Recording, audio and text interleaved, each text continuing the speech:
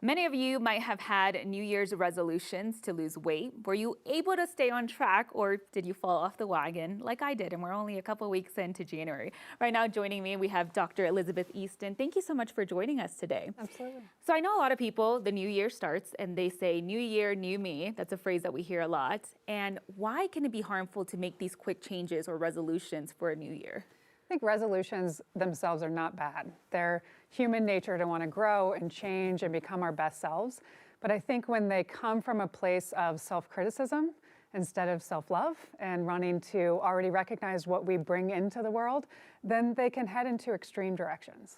And I know some of these resolutions, because I'm guilty of this, is working out hard, trying to go to the gym, and trying to have a perfect body by like 2 weeks into January, and then diet culture, right? Talk to me about that. Well, you use that word perfect, and that's part of it, that we seek for this perfectionism, whatever that is, and we feel these pressures from within ourselves, from our environment. So what we've learned is that resolutions that are based around diet culture and societal pressure can actually lead to things like eating disorders. So what one study found is that females who even participated in moderate dieting were 5 times more likely to develop an eating disorder than peers that hadn't dieted. And if they at all engaged in excessive restriction, they were 18 times more likely to develop an eating disorder over time. Wow. So instead of people trying to hit these goals or trying to be perfect, what should they do instead? I think first and foremost, recognize, what are you doing well? Where do you find joy? Where do you feel good about yourself?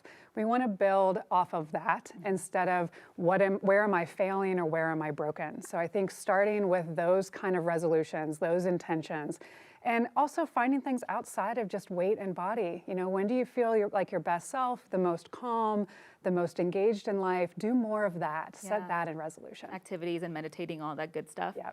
So I know with all of this comes stress and anxiety. When should people start to seek help? I think if it ever feels like it is consuming your day, consuming your thoughts, if you feel like you're in a cycle of beating yourself up, never feeling good enough, it's time to start looking at maybe some of those behaviors have become more extreme and they're actually fighting against you instead of helping you.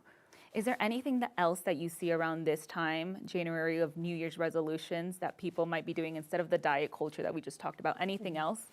Well, I think we often hear this is when people have dry January. They try to cut out alcohol and they try to do more of the healthy behaviors overall.